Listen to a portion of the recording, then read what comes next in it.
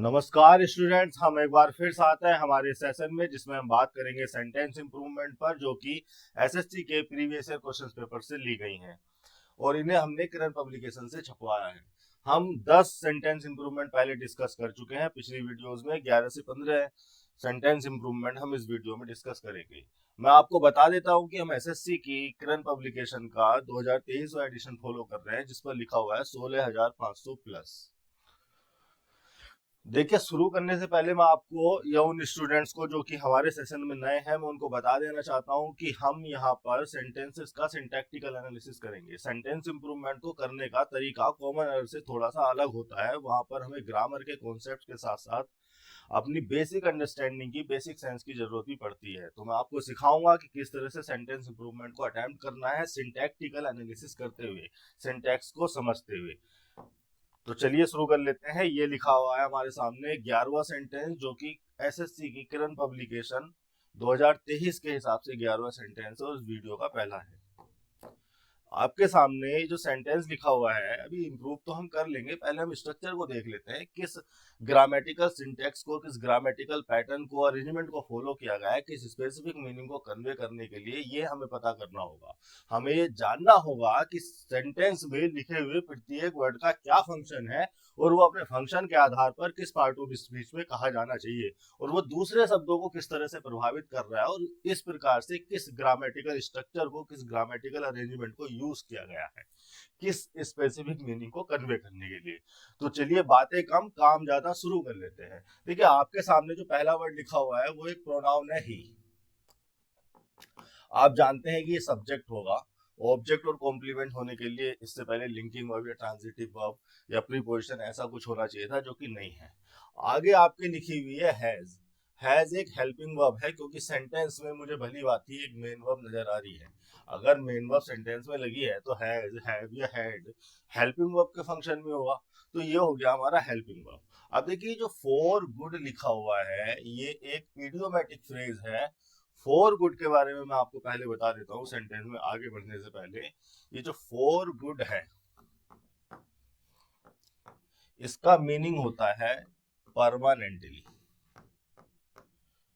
Permanently. देखो idiomatic, four लिख दिया मैंने, फोर। देखो, इडियोमैटिक फ्रेजेस जो होती हैं वो कई बार ग्रामर के फंडामेंटल कॉन्सेप्ट्स के बियॉन्ड चली आती हैं, वो उनसे आगे चली आती है, या उन ग्रामेटिकल कॉन्सेप्ट्स को, ग्रामेटिकल अंडरस्टैंडिंग्स को कई बार वो छोड़ देती है, स्ट्रिक्टली फॉलो नहीं करती। और वो इसलिए क्योंकि इडियोमैटिक फ्रेजेस या प्रोवर्ब्स किसी भी लैंग्वेज में जगह बनाती हैं अपने यूसेज और अपने मीनिंग की वजह से। कोई बात, कोई चीज हम कहने लगते हैं, उसका यूज बढ़ने लगता है, उसका मीनिंग सर्टिफाइड हो जाता है कि हाँ, ये इस बात को कहने का ये मीनिंग है।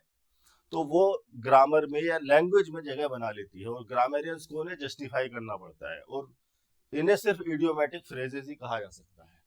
अब आप ये सोचिए कि देखिए, और ऐसा मैं क्यों कह रहा हूं, आप अच्छी तरह से जानते हैं कि जो गुड है एक एडजेक्टिव है। फॉर यहां पर आपको प्रीपोजिशन लग रहा होगा। क्या प्रीपोजिशन के बाद कभी कोई एडजेक्टिव आ सकता है? कभी नहीं आ सकता। प्रीपोजिशन सेंटेंस में लगाए जाते हैं किसी ऑब्जेक्ट को, यानी कि किसी नाउन प्रोनाउन को सेंटेंस में या सेंटेंस के किसी भाग से जोड़ने के लिए, और जिसको जोड़ा जाता है उसको कहा जाता है प्रीपोजिशन का ऑब्जेक्ट। तो फिर तो प्रीपोजिशन के बाद कोई नाउन या प्रोनाउन ही आ सकता है, अगर वो प्रीपोजिशन के फंक्शन में है तो। लेकिन हमने यहाँ पर एडजेक्टिव लगा रखा है। अब कुछ स्टूडेंट मुझसे ये कह सकते हैं कि सर, गुड नाउन भी तो हो सकता है। बच्चा, गुड नाउन हो सकता है, लेकिन फिर उसका मतलब कुछ और होता है। फिर वहां पर वो थिंग्स को रिफर करता है, पर्सनल, पर्सनल तो नहीं कह सकता, वो उन थिंग्स को रिफर करता है जो बिजनेस पर्पस के लिए यूज होती हैं। आपने सुना है ना, goods and services tax, GST. ठीक है, तो उस मीनिंग में फिर ये चला जाता है और वहां पर ये प्लूरल भी हो जाता है। लेकिन फिर ये तो एडजेक्टिव है, इसको प्रीपोजिशन से जोड़ के कैसे लिख रहे हैं एक्चुअली में। अब अब आप इसको एडजेक्टिव कहो या प्रीपोजिशन कहो, इस फ्रेज पे कोई फर्क नहीं पड़ रहा। इस इडियोमेटिक फ्रेज का मतलब है, अब इसको मैं एडजेक्टिव भी कंसीडर नहीं कर सकता, मैं नहीं कर सकता। कैसे कहूं मैं एडजेक्टिव? अगर मैं इसको एडजेक्टिव कंसीडर करूंगा, इसको प्रीपोजिशन मानूंगा, तो इस प्रीपोजिशन के बाद ये एडजेक्टिव क्या कर क्या रहा है? तो बिल्कुल इडियोमेटिक स्ट्रक्चर है। अब आप सोचिए कि ये जो इडियोमेटिक स्ट्रक्चर है, इडियोमेटिक फ्रेज लिखी हुई है, इसका मतलब है परमानेंटली। इसका जो मीनिंग है उस मीनिंग के आधार पर इसका फंक्शन रहेगा, और जो इसका फंक्शन रहेगा वो पूरी फ्रेज का पार्ट ऑफ स्पीच रहेगा। तो इसका मीनिंग है परमानेंटली, और परमानेंटली का फंक्शन होता है मैनर बताना। किसका मैनर बताना? वर्ब के मैनर को बताने के लिए परमानेंटली लिखा जाता है। इसका मतलब ये क्या है? परमानेंटली क्या है? एडवर्ब मैनर है, एक ऐसा वर्ड जो किसी वर्ब के, किसी एक्शन के मैनर को बताएगा, तो इसको कहते हैं परमानेंटली वो एडवर्ब मैनर। तो इसका मीनिंग है परमानेंटली, और इस मीनिंग के आधार पर परमानेंटली का फंक्शन हो गया एडवर्ब मैनर। तो ये जो फॉर गुड है ये भी क्या हुआ? एडवर्ब मैनर हुआ। इसके मीनिंग के आधार पर इसका फंक्शन या इसका पार्ट ऑफ स्पीच हमने तय करना है, और ये सभी इडियोमेटिक फ्रेजेस के लिए सही बात है। वो कई बार ग्रामर की स्ट्रक्चर के बियॉन्ड चली जाती है। तो मैं क्या कह रहा हूँ, ये लगा है परमानेंटली एडवर्ब मैनर। अब देखिए एडवर्ब मैनर अगर लगा है तो किसी सेंटेंस में जो एडवर्ब मैनर आते हैं वो किस पोजीशन पे आते हैं, किस प्लेस पे आते हैं, इस पर मैं दो सेंटेंस आपको बताना चाहता हूँ। जैसे मैंने लिखा दे रैन स्विफ्टली, ठीक है। अब देखिए आपके सामने जो वर्ब लगी हुई है ये मेन वर्ब है, एक्शन नेचर की वर्ब है। एक्शन नेचर में भी है, इंट्रांजिटिव नेचर की वर्ब है। इंट्रांजिटिव नेचर की वर्ब वो वर्ब जिनके बाद कोई ऑब्जेक्ट मतलब नाउन प्रोनाउन नहीं आता। तो अगर हमें किसी एडवर्ब मैनर को लगाना है तो हम कहाँ लगाएंगे? हम लगाएंगे उस वर्ब के बाद। एडवर्ब मैनर इस वर्ब का मैनर बताने के लिए लगाया गया है और इस वर्ब के बाद लिखा गया है। क्या स्विफ्टली को यहाँ लिख सकते थे? लिख सकते थे, लेकिन ये ज्यादा अच्छी स्ट्रक्चर है। स्विफ्टली को कई सिचुएशन में, कई कंटेक्स्ट में यहां भी लिखा जा सकता है। बहुत सारे एडवर्ब मैनर आपको इस तरह से लगे हुए मिल जाएंगे, लेकिन एडवर्ब मैनर की बेस्ट पोजीशन है या प्रीफर्ड पोजीशन है जो ग्रामरियन प्रीफर करते हैं, वो है वर्ब के बाद। अगर वो पहले लगा हुआ मिलेगा तो हमारी सेंटेंस में कोई ना कोई मजबूरी रही होगी कि हमने उसको यहाँ लगा दिया, मेन वर्ब से पहले लगा दिया। अब जैसे मैं एक दूसरा सेंटेंस लिखूं, दे एट फूड स्लोली, ठीक है। अब ये जो एट वर्ब हो रही है ये मेन वर्ब है आपकी, एक्शन नेचर की वर्ब है, और ट्रांजिटिव वर्ब है, और ट्रांजिटिव वर्ब के बाद लिखा है उसका ऑब्जेक्ट मतलब वो नाउन। अब ये स्लोली क्या है? स्लोली है सर हमारा एडवर्ब मैनर। अब एडवर्ब मैनर कहाँ लगा है? अब एडवर्ब मैनर को लगाया गया है ट्रांजिटिव वर्ब के ऑब्जेक्ट के बाद। अब ट्रांजिटिव वर्ब के तुरंत बाद आप एडवर्ब मैनर को नहीं लगा सकते, क्योंकि अगर आपने स्लोली को एट और फूड के बीच में यहाँ लिख दिया, मतलब ट्रांजिटिव वर्ब के सीधे बाद लिख दिया, जैसे इस वर्ब के सीधे बाद लिखा था, तो आपने इस वर्ब की ट्रांजिटिविटी से कॉम्प्रोमाइज कर दिया। भाई इस वर्ब को ट्रांजिटिव क्यों कहा जा रहा था? क्योंकि इसके तुरंत बाद इसका ऑब्जेक्ट आना था, मतलब वो नाउन प्रोनाउन आना था जिस पर इसका इफेक्ट ट्रांसफर हुआ। लेकिन आपने बीच में स्लोली को लगाकर इसकी उस ट्रांजिटिविटी को कॉम्प्रोमाइज कर दिया। आप ग्रामर की स्ट्रक्चर के साथ कॉम्प्रोमाइज कर गए। तो कहने का मतलब ये है कि अगर कोई इंट्रांजिटिव वर्ब आपके पास है तो इंट्रांजिटिव वर्ब के बाद सीधे एडवर्ब मैनर लगाया जा सकता है, लेकिन अगर कोई ट्रांजिटिव वर्ब है तो हमें सबसे पहले ट्रांजिटिव वर्ब का ऑब्जेक्ट लिखना पड़ेगा, फिर हमें एडवर्ब मैनर को लगाना पड़ेगा। कई मामलों में आपको एडवर्ब मैनर यहाँ भी लिखा हुआ मिल सकता है, लेकिन वो उन्हीं सिचुएशन में जब हमारी कोई मजबूरी रही होगी। जैसे कि हमारी क्या मजबूरी हो सकती है? जैसे मैंने लिखा दे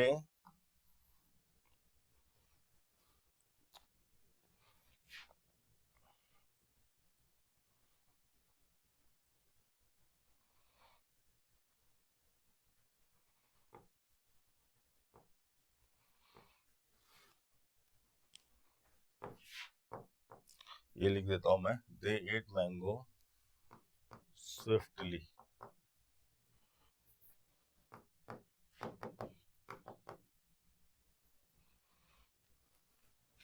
स्विफ्टली सही एडवर्ब नहीं है, स्लोली लिख दो। इस मीनिंग में स्विफ्टली को यूज नहीं किया जाता, स्विफ्टली को यूज किया जाता है स्पीड के मीनिंग में, स्पीड विद मूवमेंट्स, इसलिए मैंने हटा दिया। They ate mango slowly that was sent to them, ठीक है। अब आप सोचिए कि आगे जो मैंने एक क्लोज लगाई है ये एक रिलेटिव क्लोज है। रिलेटिव क्लोज लगाई जाती है मेन क्लोज में किसी भी नाउन प्रोनाउन के बारे में कुछ बताने के लिए। ये जो रिलेटिव क्लोज लगाई गई है that was sent to them, ये किसके लिए लगाई गई है? ये लगाई गई है मैंगो के लिए। और यहाँ पर डेट क्या हो रहा है? डेट हो रहा है सर रिलेटिव प्रोनाउन, सब्जेक्ट हो रहा है सबऑर्डिनेट क्लोज का, वाज मेन वर्ब का सब्जेक्ट यही है डेट, लेकिन रिलेटिव प्रोनाउन भी है। रिलेटिव प्रोनाउन हो रहा है तो रिलेट कर रहा है मैंगो को उस क्लोज में, मैंगो के मीनिंग को सबऑर्डिनेट क्लोज में रिलेट कर देता है रिलेटिव प्रोनाउन, और सब्जेक्ट भी हो जाता है और कंजंक्शन का काम भी करता है। यही तो तीन तीन मेन फंक्शन है रिलेटिव प्रोनाउन के। अब रिलेटिव प्रोनाउन के फौरन बाद आना चाहिए उसका एंटीसीडेंट, सॉरी, रिलेटिव प्रोनाउन से फौरन पहले उसका एंटीसीडेंट आना चाहिए। यानी कि आपने अगर मैंगो के लिए रिलेटिव क्लोज लगाई है तो अब आप स्विफ्टली को यहाँ नहीं लिख सकते, अब आपको मैंगो के तुरंत बाद आपको डेट लिखना पड़ेगा। अब अगर आप स्विफ्टली को यहां लगाओगे तो फिर आपने इसकी ट्रांजिटिविटी को कॉम्प्रोमाइज कर दिया, इसलिए इसको यहां भी नहीं लगाया जा सकता। अब आप स्विफ्टली को यहीं पर लगाओगे, यहीं पर आपको लगाना पड़ेगा और कहीं लगा नहीं सकते। अगर आपने स्विफ्टली को अभी अभी आपको क्या सिखाया गया था? अभी आपको सिखाया गया था कि ट्रांजिटिव वर्ब के ऑब्जेक्ट के बाद आप उसको लगा सकते हैं एड वो मैनर को। यहां लगाया तो फिर ये जो रिलेटिव प्रोनाउन आया था इसका फंक्शन खराब हो गया। यहां लगाते तो फिर इस ट्रांजिटिव वर्ब के ट्रांजिटिविटी के साथ कॉम्प्रोमाइज हो जाता।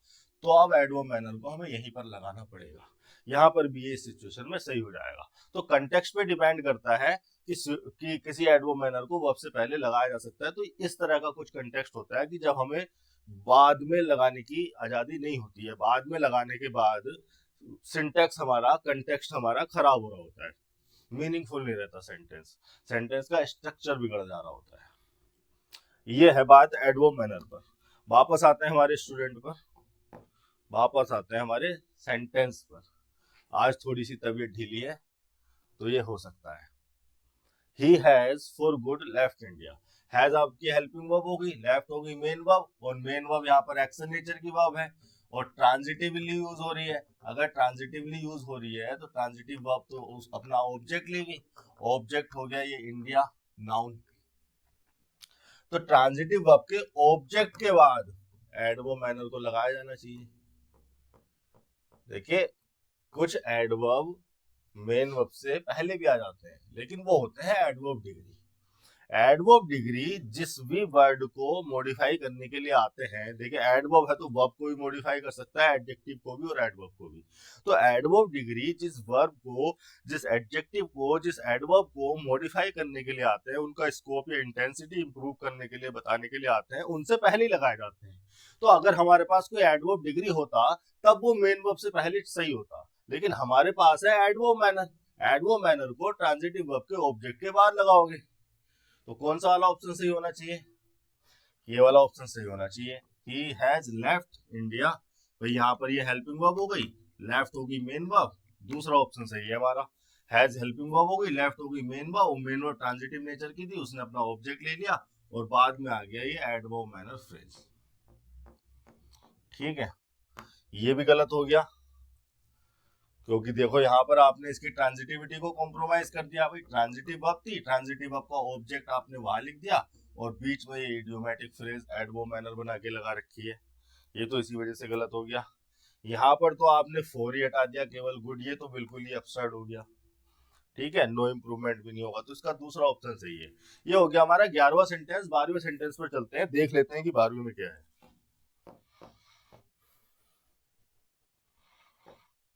देखिए सेंटेंस आपके सामने लिखा हुआ है, मेरे साथ पढ़िए।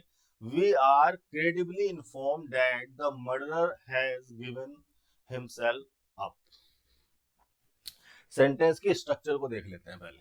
देखिए आपके सामने जो लिखा हुआ है ये एक प्रोनाउन है, सब्जेक्ट के फंक्शन में है। कोई भी प्रोनाउन सेंटेंस में या तो सब्जेक्ट, ऑब्जेक्ट या कॉम्प्लीमेंट ही हो सकता है। कॉम्प्लीमेंट होने के लिए इससे पहले लिंकिंग वर्ब होनी चाहिए थी, जो कि है नहीं। ऑब्जेक्ट भी ये बन नहीं पाएगा क्योंकि इससे पहले कोई ट्रांजिटिव वर्ब या प्रीपोजिशन नहीं लिखी है। ट्रांजिटिव वर्ब और प्रीपोजिशन ही अपने बाद ऑब्जेक्ट लेती है, तो इसको सब्जेक्ट ही कंसीडर करोगे। अब देखिए यहाँ पर लगा है बी की फॉर्म, और ये जो लगा है क्रेडिबली एडवर्ब, फिर से एक एडवर्ब मैनर लगा है। चलो क्रेडिबली के बारे में थोड़ा सा बता देता हूँ। अच्छा वर्ड है ये। इन वर्ड्स के बारे में मैं आपको इसलिए बता देता हूँ क्योंकि ये कई बार आपको किसी क्लोज टेस्ट में, किसी और जगह पर भी हेल्प कर देंगे, आपकी वोकैब में भी हेल्प कर देंगे। देखिए एक वर्ड होता है क्रेडिबल। क्रेडिबल एडजेक्टिव होता है और इसका मीनिंग होता है एबल टू बी ट्रस्टेड और बिलीव्ड। ठीक है, जिस पर ट्रस्ट किया जा सके, जिस पर भरोसा किया जा सके, उसको कहा जाता है क्रेडिबल। अब इस क्रेडिबल में एल वाई लगा के, क्रेडिबल में एल वाई लगा के हमने क्या बना दिया, क्रेडिबली। तो क्रेडिबली का मतलब क्या हो गया, in a credible manner, in a credible manner या in a credible way. Meaning वही है, फंक्शन चेंज कर दिया। तो ये क्या हो गया, ये तो एडवर्ब मैनर हो गया क्रेडिबली। तो क्या है ये, एडवर्ब मैनर है, यानी कि किसी वर्ब के मैनर को बताने के लिए आएगा, लगाया जाएगा। एक इसी से मिलता जुलता एक और वर्ड होता है, जैसे क्रेडिबल लिखा मैंने, एक इसी से मिलता जुलता वर्ड होता है क्रेडिटेबल। क्रेडिटेबल, क्रेडिबल और क्रेडिटेबल। जो क्रेडिटेबल वर्ड है ये एडजेक्टिव है और इसका मीनिंग हो जाएगा डिजर्विंग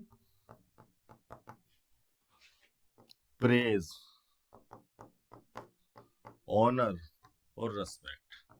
मतलब आपने कुछ ऐसा कर दिया कि आप प्रेज को डिजर्व करते हैं, तो वो जो आपने क्या होगा, क्रेडिटेबल अचीवमेंट हो गई, या आप एक क्रेडिटेबल पर्सन हुए, या आपने कुछ कर दिया तो क्रेडिटेबल वर्क हो गया, क्रेडिटेबल अचीवमेंट हो गई। डिजर्विंग प्रेज, ऑनर या रेस्पेक्ट। ठीक है, जिसको प्रेज या रेस्पेक्ट दी जा सके उसको क्या कहते हैं, क्रेडिटेबल कहते हैं। और इस क्रेडिटेबल में एल वाई लगाकर आप इसको क्रेडिटेबली बना सकते हैं। ठीक है, तो अब ये क्या हो जाएगा, एडवर्ब हो जाएगा, वही एडवर्ब मैनर। इतनी बात हो गई क्रेडिबल के बारे में और क्रेडिबली के बारे में। वापस जरा सेंटेंस पे आते हैं, देखते हैं क्या कर रहा है सेंटेंस में यहाँ पे लगा हुआ। देखिए वी सब्जेक्ट हो गया, बी हमारी वर्ब हो गई, और क्रेडिबली जो है एडवर्ब मैनर हो गया। ये जो, और ये जो इन्फॉर्म लगा हुआ है ये क्या हो गई, हमारी मेन वर्ब हो गई। जब ये मेन वर्ब लगी है तो फिर इसको क्या कहोगे आप, हेल्पिंग वर्ब भी कहोगे। और मेन वर्ब से पहले एडवर्ब मैनर। देखिए मैं अभी आपको समझा रहा था कि मेन वर्ब के बाद एडवर्ब मैनर लगाए जाते हैं, लेकिन यहाँ पर एडवर्ब मैनर कहाँ लगा हुआ है, मेन वर्ब से पहले लगा हुआ है। क्यों लगा हुआ है, क्योंकि आगे एक इंपॉर्टेंट क्लोज है। ठीक है, ये जो क्लोज है ये इसका ऑब्जेक्ट हो रही है।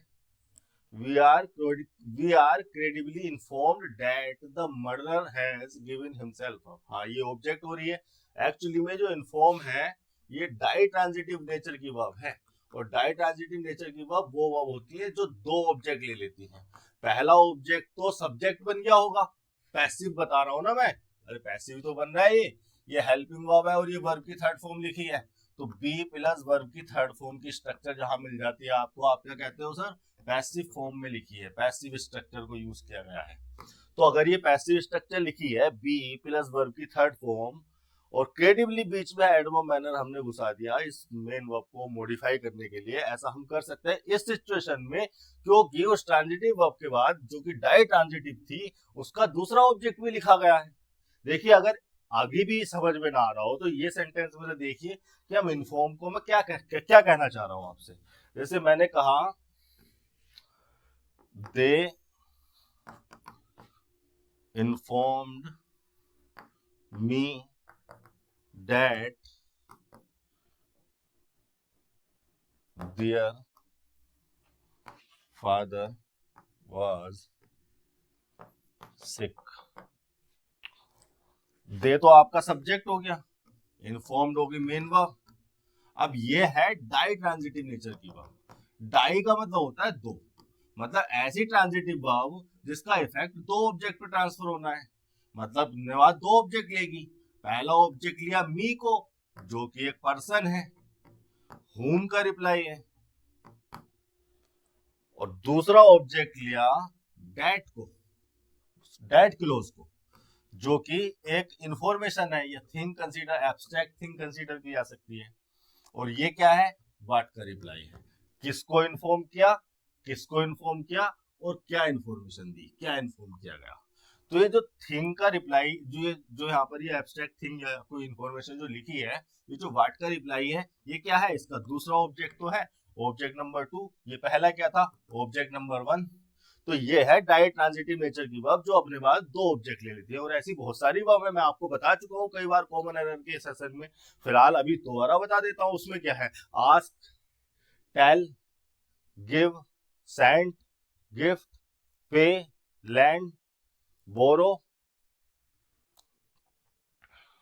पास, और भी काफी वर्ब होंगी, मुझे अभी इतनी ध्यान आई तो मैंने इतनी बता दी।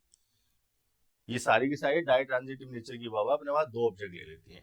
अब ये तो लिखा है एक्टिव फॉर्म में, एक्टिव फॉर्म में लिखा है ना भाई, ट्रांजिटिव वर्ब के बाद अगर उसका ऑब्जेक्ट है तो वो एक्टिव फॉर्म में लिखा है। लेकिन अगर हम इसको पैसिव फॉर्म में लेके जाएं, इसकी पैसिव स्ट्रक्चर का यूज करें हम, तो क्या करेंगे, इन्फॉर्म के बाद ये जो ऑब्जेक्ट लगा है मी, इसका क्या कर दोगे, आई कर दोगे। इन्फॉर्म को क्या कर दोगे, वाज इन्फॉर्म्ड कर दोगे। फिर क्या लिखोगे, फिर आप डेट क्लोज लिख दोगे sir, that their father was sick. By them को लगाना भी है तो यही लगा दोगे, वरना तो इसको हटाया भी जा सकता है, इसलिए मैंने लिखा नहीं था। बाय दैम को हटा दिया जा सकता है अगर वो इंपॉर्टेंट नहीं है तो, या फिर यहाँ पर कोई संबंध वगैरह लगाया तो क्या आया structure, I was inform passive में, बी प्लस वर्ब की थर्ड फॉर्म, और फिर ये आ गई डेट क्लोज आपकी जो उसका दूसरा ऑब्जेक्ट हो रही थी। यही चीज मैं आपको यहाँ पर समझाने की कोशिश कर रहा था, बस मुझे वहां खोल के दिखाना पड़ा। We are credibly informed that the murderer has given himself up. ठीक है, तो ये दूसरा जो ऑब्जेक्ट लगी है ये क्लोज लगी है, और इसको, इस क्लोज को क्या कहेंगे, नाउन क्लोज ही कहेंगे, क्योंकि ऑब्जेक्ट है। इन्फॉर्म का दूसरा ऑब्जेक्ट हो रही होगी ना ये, जो कि ऐसी की ऐसी लिखी गई है, तो ये होगी हमारी नाउन क्लोज। अब इस नाउन क्लोज को जोड़ने के लिए क्या लगाया गया है, डेट कंजंक्शन लगाया गया है। डेट कंजंक्शन लगाया जाता है, देखिए कंजंक्शन का जो फंक्शन होता है वो, उनका फंक्शन, उनका मीनिंग लिमिटेड होता है। किसी भी वर्ड का एक स्पेसिफिक मीनिंग, स्पेसिफिक फंक्शन होता है, उसी के हिसाब से वो सेंटेंस की स्ट्रक्चर में लगाया जाता है, लिखा जाता है। उसी प्रकार से कंजंक्शन है, तो ये डेट कंजंक्शन लगाया जाता है किसी रिलेवेंट इंफॉर्मेशन को सेंटेंस में जोड़ने के लिए। वो रिलेवेंट इंफॉर्मेशन किससे, मेन क्लोज से।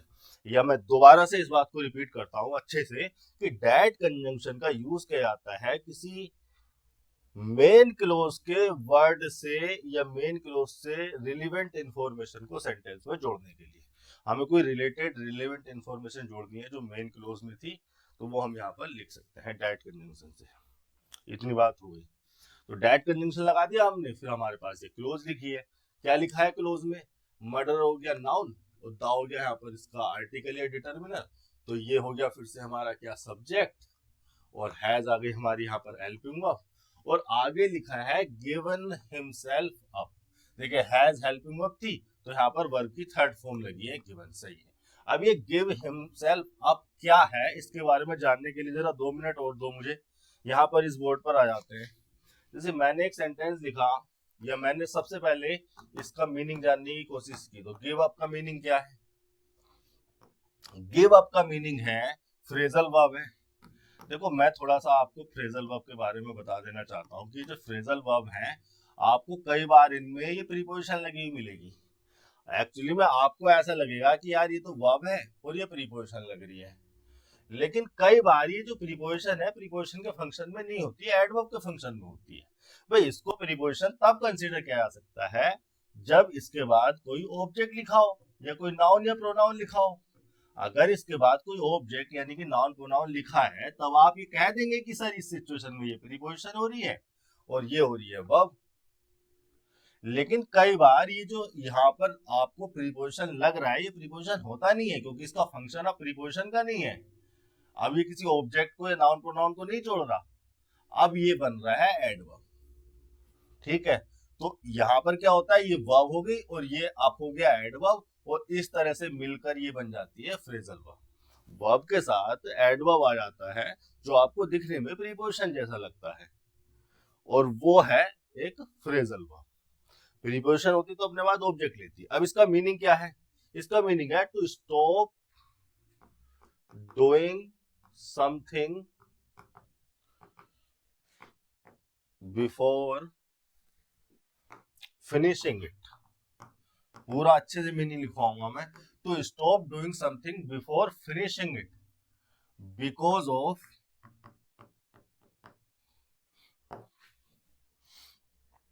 डिफिकल्टी और अनइजीनेस। अनइजीनेस या डिफिकल्टी की वजह से किसी चीज को करना बंद कर देना, उस चीज को खत्म करने से पहले। डिफिकल्टी या अनइजीनेस की वजह से आप कोई काम कर रहे थे, आपको डिफिकल्ट लगा, आपने उसको खत्म करने से पहले ही छोड़ दिया, आपने क्या कर दिया, गिव अप कर दिया। तो ये जो फ्रेजल वर्ब है इसका मीनिंग हो गया ये। अब जैसे मैं आपको इसका यूज बताना चाहूंगा एग्जाम्पल के थ्रू, तो मैं क्या कर सकता हूं, मैं लिख सकता हूं they gave up smoking 2 years ago। अब आप ये मत सोच लेना, अब आप ये मत कह देना कि सर ये जो अप है ये प्रीपोजिशन है और इस प्रीपोजिशन के बाद इसका ऑब्जेक्ट लगा है। नहीं, एक्चुअली में जो ऑब्जेक्ट लगा है ना ये इस प्रीपोजिशन का नहीं लगा है, ये पूरा का पूरा इस फ्रेजल वर्ब का ऑब्जेक्ट है। भाई अगर कोई फ्रेजल वर्ब है तो वो है तो वर्ब ही, तो उसमें भी तो ट्रांजिटिव इंट्रांजिटिव का फंक्शन देखा जाएगा। भाई ये अप को तो प्रीपोजिशन आप मान ही नहीं सकते हैं, अब तो अब एडवर्ब है। आप अगर प्रीपोजिशन होती तो वो तो डायरेक्शन को दिखाती है, ऊपर वाली डायरेक्शन को, अप डाउन, यही तो होता है इसका, और क्या मतलब होता है। तो प्रीपोजिशन तो यहाँ है ही नहीं, ये तो एडवर्ब है, तो इस एडवर्ब का तो ऑब्जेक्ट हो नहीं सकता। एक्चुअली में जो नाउन लिखा हुआ है यहाँ पर जिरेंड, ये लिखा हुआ है इस पूरी की पूरी ट्रांजिटिव वर्ब का ऑब्जेक्ट। ये जो गिव अप है ये ट्रांजिटिव नेचर के ट्रांजिटिव फंक्शन में यूज की गई है। देख इनट्रांजिटिवली भी यूज की जा सकती है, यहाँ ट्रांजिटिवली यूज हो रही है। They give up smoking 2 years ago। ठीक है, अब देखो ये ऐसे भी यूज हो जाती है, यहीं को नीचे को लिख देता हूं मैं, यहीं को थोड़ी सी जगह बनाकर यहीं को लिख देता हूं। देखो ये ऐसे ऐसे भी, they are trying to give it up. अब मैंने क्या किया, गिव को और अप को स्प्लिट कर दिया, बीच में क्या लिख दिया मैंने, इट लिख दिया। अब ये इट क्या है, गिव, गिव है ट्रांजिटिव नेचर की वर्ब, ट्रांजिटिव नेचर की वर्ब है तो उसका ऑब्जेक्ट हो गया इट। अब क्या है, अब तो भैया पहले से एडवर्ब था। देखो प्रीपोजिशन होता तो अब इसके बाद ऑब्जेक्ट नहीं लिखा जाता, इसका मतलब ये प्रीपोजिशन के फंक्शन में है ही नहीं, ना उस सेंटेंस में था ना इस सेंटेंस में था। गिव अप का यूज हम ऐसे भी कर सकते हैं सेंटेंस में, और ऐसे भी कर सकते हैं। यहाँ पर भी ट्रांजिटिव हो रही है, यहाँ पर भी ट्रांजिटिव, यहाँ पर इसके बाद इसका ऑब्जेक्ट आ गया, यहाँ पर पूरी फ्रेजल वर्ब को एक साथ लिखा गया है, यहाँ पर फ्रेजल वर्ब को थोड़ा स्प्लिट कर दिया गया, बीच में ऑब्जेक्ट को डाल दिया गया, मीनिंग में थोड़ा सा डिफरेंस आएगा, कुछ ज्यादा नहीं। ये हो गया गिव अप पर बात। अब देखो इसी से मिलती जुलती एक और फ्रेजल वर्ब है, ये यूं कहिए इडियोमैटिक यूसेज है इसका। इडियोमैटिक तो नहीं कहूंगा मैं, फ्रेजल वर्ब ही कहूंगा। वो लिख देते हैं डिक्शनरी वालों को, जब कुछ समझ में नहीं आता तो इधर उधर छाप के ईडियम लिख देते हैं, इडियोमैटिक फ्रेज या ईडियम लिख देंगे। देखो गिव योरसेल्फ अप, ये लगी है आपकी ट्रांजिटिव नेचर की वर्ब, और इसके बाद लगा है ये ऑब्जेक्ट, और ये अब तो पहले से एडवर्ब कंसीडर कर रहे हैं हम।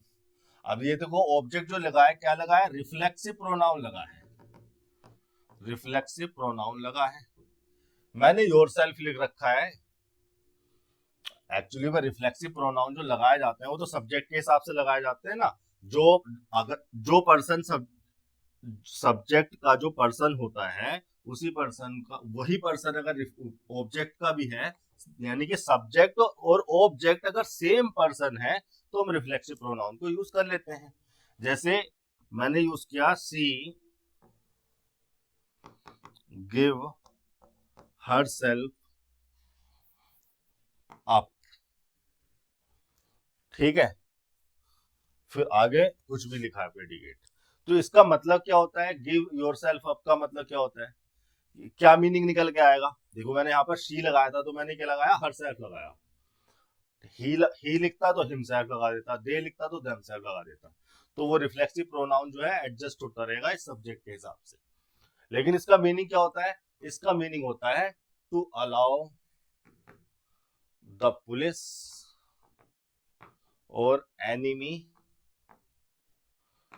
To take you as a prisoner.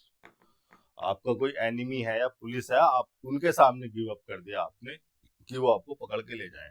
C give her self, आप यहाँ पर कुछ भी लिख सकता हूं मैं, टू द पुलिस, ठीक है, या कुछ और भी लिख सकते थे, एनिमी वगैरह। तो ये हो जाता है गिव योर सेल्फ आपका यूज। सेंटेंस में अगर वापस आएंगे तो यहाँ पर क्या लिखा हुआ है? हिमसेल्फ लिखा हुआ है, क्योंकि हिमसेल्फ लगाया है मर्डरर के हिसाब से। मर्डरर को इसने मेल मेल कंसीडर किया है, मेल ही होता है मर्डरर, और उसके हिसाब से लगाया है इसने हिमसेल्फ। तो सही है, मीनिंग में तो कोई दिक्कत है नहीं, नो इम्प्रूवमेंट होना चाहिए ये भी, ठीक है। फिर भी बाकी ऑप्शन एक बार चेक कर लेते हैं कि देखिए नो इम्प्रूवमेंट है, ये सही बात है, हमने तय कर दिया कि नो इम्प्रूवमेंट है, कोई दिक्कत नहीं है सेंटेंस में, वो बात सही है। लेकिन हम ये देख लेंगे कि इसने बाकी ऑप्शन में दिए क्या थे, हमें इसने कैसे घुमाने की कोशिश की, और कौन सा ऑप्शन क्यों गलत है। जब आप ये जानने लगते हैं कि कोई चीज क्यों गलत है, जब आप ये जानने लगते हैं कि कोई चीज क्यों सही है, तब आपकी लर्निंग इंप्रूव होने लगती है। जैसे मैंने लिखा, पहले ऑप्शन में लिखा गया है we are informed that the murderer has creatively given himself. देखिए जो एडवर्ब मैनर इन्फॉर्म्ड के लिए लगाया गया था, उस एडवर्ब मैनर को ले जा दिया गया इस वाली क्लोज में, है ना, सबऑर्डिनेट क्लोज में ले गए, और सबऑर्डिनेट क्लोज में ले गए वो बात सही है, लगाया भी गलत जगह, मेन वर्ब से पहले लगा दिया। एडवर्ब मैनर को मेन वर्ब के ऑब्जेक्ट के बाद में लगाया जाता है। हाँ, यहाँ पर हमने पहले लगाया क्योंकि आगे हमारी जो क्लोज थी वो इतनी बड़ी थी। अब आप एक बात सोचिए कि एडवर्ब मैनर को अगर आपने इस ट्रांजिटिव वर्ब के बाद अगर लगा दिया तो इसकी ट्रांजिटिविटी खत्म हो गई, आपने इसके ऑब्जेक्ट को बाद में लिख दिया। और अगर इस क्लोज के बाद लगाओगे तो इस क्लोज के बाद लगाने से उस क्रेडिबल एडवर्ब मैनर का मीनिंग तो इस क्लोज के मेन वर्ब से ऐड हो गया। जो एडवर्ब मैनर इन्फॉर्म्ड वर्ब के मैनर को बताने के लिए आया था, अब वो इस क्लोज से जुड़ गया, इस क्लोज की मेन वर्ब का मैनर बताने लगा। तो कितनी बड़ी प्रॉब्लम क्रिएट कर दिया आपने, सेंटेंस का स्ट्रक्चर ही खराब कर दिया। यहां पर देख लेते हैं, we are informed that the murderer has given credibly himself up. फिर आपने वही गलती की, पहली बात तो क्रेडिबल जो एडवर्ब मैनर है इन्फॉर्म्ड के लिए आया था, उसको आपने बिना एडवर्ब मैनर के छोड़ दिया, चलो कोई बात नहीं, सह लेंगे। लेकिन आपने उसको इस क्लोज में ऐड कर दिया, उसका मीनिंग अब इस क्लोज से ऐड हो गया, और लगाया भी तो गलत लगाया। ये जो गिवन है ये तो ट्रांजिटिव नेचर की वर्ब है, इसके बाद तो ऑब्जेक्ट आना चाहिए, आपने इसकी ट्रांजिटिविटी को कॉम्प्रोमाइज कर दिया बीच में क्रेडिबली लगा के, तो ये भी बिल्कुल अपसेट बात हो गई। तीसरी देख लेते हैं, we are informed that credibly the murderer has given up himself. नहीं, देखिए जो एडवर्ब मैनर है वो अब इसने क्या किया, इस क्लोज में लगाया, वो तो गलत किया ही, अब इसने उस क्लोज के सब्जेक्ट से पहले लगा दिया। सब्जेक्ट से पहले एडवर्ब मैनर नहीं आता है, एडवर्ब मैनर वर्ब का मैनर बताने के लिए आते हैं, वो वर्ब के इर्द गिर्द नाचते रहते हैं, उनकी पोजीशन वर्ब के इर्द गिर्द आसपास ही होती है। सब्जेक्ट में शुरू में एडवर्ब मैनर नहीं लगाए जाते, दूसरे एडवर्ब लगाए जा सकते हैं, लेकिन एडवर्ब मैनर को सब्जेक्ट से पहले नहीं लगाया जा सकता। ये इतनी क्लोज पूरी सही लिखी है, the murderer has given it himself, लेकिन सब्जेक्ट से पहले एडवर्ब मैनर का क्या काम भैया, तो ये भी गलत हो गया। तो इसका क्या होना चाहिए, नो इम्प्रूवमेंट। ये हो गया आपका 12वां सेंटेंस। 13वें सेंटेंस पे चल लेते हैं। We generally select one of the most intelligent student of the school for this award। फिर से हमें वही करना है, देखते हुए चलते हैं। वी हो गया हमारा प्रोनाउन और ये हो गया हमारा सब्जेक्ट। अब ये जो सिलेक्ट हो गया ये हो गई मेन वर्ब, और ये लग गया इसका एडवर्ब ऑफ मैनर, ठीक है। फिर से हमने एडवर्ब मैनर को यहाँ पर लगा दिया इस वर्ब को मॉडिफाई करने के लिए। आ जाते हैं एडवर्ब मैनर शुरू में, लेकिन फिर हमारी कोई ना कोई मजबूरी होती है कि हम उन्हें शुरू में लगा रहे हैं। प्रिफर्ड पोजीशन ट्रांजिटिव वर्ब के ऑब्जेक्ट के बाद ही है। अब देखो ट्रांजिटिव वर्ब का ऑब्जेक्ट है क्या? ट्रांजिटिव वर्ब का ऑब्जेक्ट है ये वन,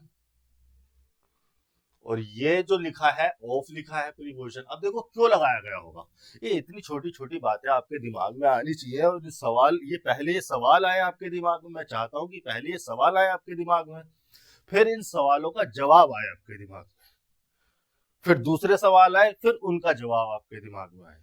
ऐसे ही चलता रहेगा जरा 4 6 7 8 महीने तक, फिर देखो आपसे कौन सा एग्जाम छूट जाता है।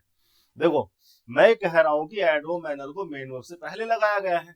यहाँ एडवर्ब मैनर को लगाया जा सकता है, लेकिन ये प्रीफर्ड पोजीशन नहीं है। प्रीफर्ड पोजीशन होती है कि मेन वर्ब अगर ट्रांजिटिव नेचर की है तो उसके ऑब्जेक्ट के बाद एडवर्ब मैनर को लगाया जाए, इंट्रांजिटिव है तो उसके ठीक बाद एडवर्ब मैनर को लगाया जाए, क्योंकि उस सिचुएशन में कोई ऑब्जेक्ट तो होगा नहीं। लेकिन यहाँ पर हमारे पास ट्रांजिटिव वर्ब है सिलेक्ट, और ट्रांजिटिव वर्ब का ऑब्जेक्ट है ये वन। अब ये क्या लिखा है आगे? ऑफ प्रीपोजिशन, और इस प्रीपोजिशन का ऑब्जेक्ट लिखा है ये पूरा, the most intelligent student. Student noun हो गया, इंटेलिजेंट एडजेक्टिव हो गया, मोस्ट हो गया इस इंटेलिजेंट के लिए एडवर्ब, द हो गया आर्टिकल। कहाँ गलती है अभी बताऊंगा, पहले आप इतना समझिए कि ये पूरी की पूरी नाउन फ्रेज हो रही है, और ये नाउन फ्रेज इस प्रीपोजिशन का ऑब्जेक्ट हो रही है। अब ये प्रीपोजिशन ने क्या किया भैया? प्रीपोजिशन का फंक्शन क्या है?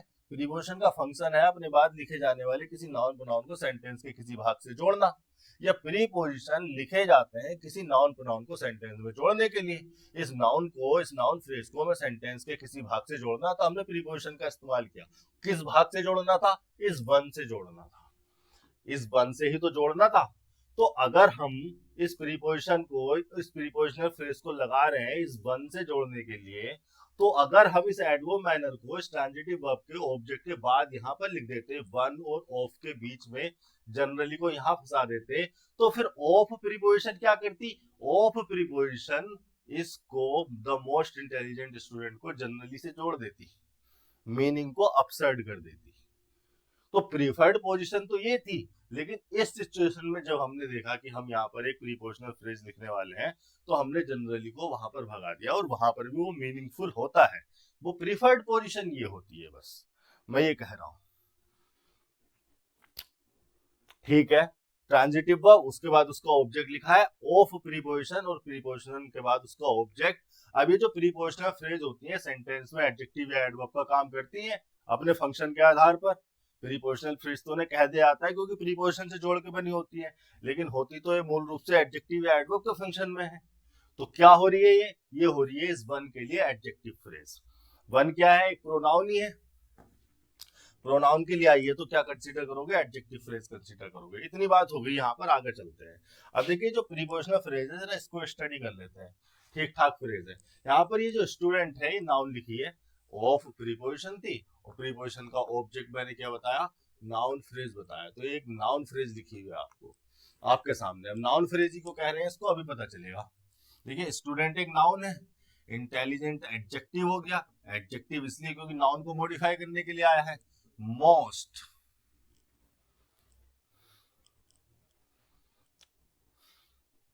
मोस्ट पर बात कर लेते हैं। मोस्ट बहुत अच्छा शब्द है, ये बार बार आपको देखने को मिलेगा, किसी न किसी तरीके से कहीं ना कहीं चिपक के आ ही जाता है। कई बार वो क्लोज टेस्ट में इसको दे देते हैं, और सेंटेंस इंप्रूवमेंट पे तो मोस्ट का बहुत ही ज्यादा यूजेस है। देख लेते हैं, ये जो मोस्ट आपके सामने लिखा हुआ है, ये डिटर्मिनर भी हो सकता है, प्रोनाउन भी हो सकता है, और एडवर्ब भी हो सकता है। तीनों फंक्शन में आ सकता है। ये तो हो गया इसका फंक्शन। मीनिंग, मीनिंग है द लार्जेस्ट नंबर या अमाउंट को रिफर करता है ना? द लार्जेस्ट नंबर और अमाउंट को रिफर करता है। लिख देता हूं, रिफर करता है। अब देखो सेंटेंस में अगर ये यूज होगा तो कैसे यूज होगा? मैंने लिखा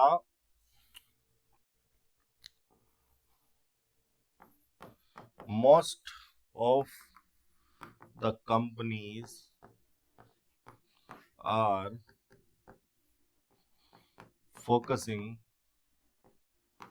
ऑन आर्टिफिशियल इंटेलिजेंस, ठीक है, एआई लिख देता हूं मैं, एआई लिख देता हूं। Most of the companies are focusing on artificial intelligence for clerical work. अभी देखिए मोस्ट यहां पर ये जो लगा है क्या है, सब्जेक्ट ही तो हो रहा है, तो ये तो ऑफ लगा है प्रीपोजिशन, और इस प्रीपोजिशन का ऑब्जेक्ट हो गया था कंपनीज। तो आर जो मेन वर्ब है हमारी, सॉरी हेल्पिंग वर्ब है, और ये जो फोकसिंग मेन वर्ब है, इसका सब्जेक्ट है क्या, मोस्ट। अगर मोस्ट सब्जेक्ट हो रहा है तो क्या हो रहा है, प्रोनाउन ही है फिर तो, ठीक है, प्रोनाउन ही कंसीडर करना पड़ेगा। तो इस तरह से ये मोस्ट यहाँ पर क्या हो गया, प्रोनाउन हो गया। एक सेंटेंस में आपके सामने लिख सकता हूं,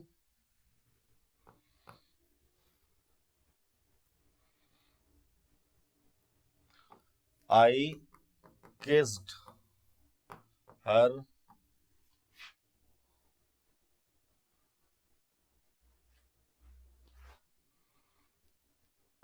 ऑन मोस्ट डेज, ठीक है।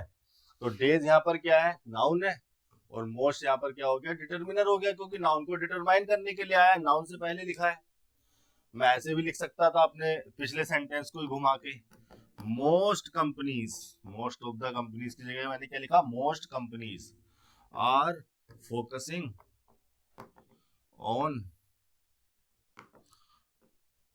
ऑन एआई, ऑन एआई, बस इतना ही छोड़ दो सेंटेंस को। तो कंपनीज क्या है यहाँ पर, कंपनीज यहाँ पर नाउन है, मोस्ट हो गया इसके लिए डिटरमिनर, ये आ गया इस तरीके से, ठीक है। तो यहाँ पर ही क्या, मोस्ट मोस्ट यहाँ पर क्या हो रहा है, डिटरमिनर के फंक्शन में है, मीनिंग लगभग वही है लेकिन डिटरमिनर के फंक्शन में है। मोस्ट एक एडवर्ब भी हो सकता है, जैसे मैं लिखूं यहाँ पर, she is the most studious girl in my class. अब देखिए स्टूडियस गर्ल हो गया नाउन, स्टूडियस हो गया उस नाउन के लिए एडजेक्टिव, मोस्ट आ गया एडवर्ब उसके लिए, सुपरलेटिव, सुपरलेटिव डिग्री को दिखाने के लिए मोस्ट यहाँ पर क्या हो गया, एडवर्ब हो गया। और superlative degree in my class, पूरी क्लास में से उस लड़की की बात की जा रही है, तो सुपरलेटिव डिग्री को रेफर किया जा रहा है। अब एक एक वर्ड और मुझे ध्यान आ रहा है, वो भी सुनते जाओ। ये तो मोस्ट हो गया, इसी से मिलता जुलता एक वर्ड है मोस्टली। कंफ्यूज करते हैं ऐसे वर्ड को, सेंटेंस इंप्रूवमेंट के 4 ऑप्शन में से 2 में डाल दिया जाता है, एक जगह डाल देगा मोस्ट, एक जगह डाल देगा मोस्टली, सोचते रह जाओगे कौन सा वाला कहाँ लगाएं। ये जो मोस्टली होता है ये भी एडवर्ब भी होता है। अब देखो इसके मीनिंग क्या होते हैं, इसका एक मीनिंग तो होता है मेनली, जब इसका मीनिंग मेनली है, इसको नए नए वर्ड पे ले लो, एग्जाम्पल भी लिखने पड़ेंगे ना, यहाँ पर ले लो इसको, मोस्टली। ये जो मोस्टली जो वर्ड है इसका एक मीनिंग है मेनली, ये हो गया पहला मीनिंग, और एक इसका मीनिंग हो जाता है ऑलमोस्ट एंटायरली, होता ही एडवर्ब भी है। अब देखो जब इसका मीनिंग मेनली होता है तो ये होता है एडवर्ब मैनर, और जब इसका मीनिंग होता है ऑलमोस्ट ऑलमोस्ट एंटायरली, तब ये लगभग लगभग एडवर्ब डिग्री के मीनिंग में हो सकता है, एडवर्ब डिग्री के फंक्शन में हो सकता है।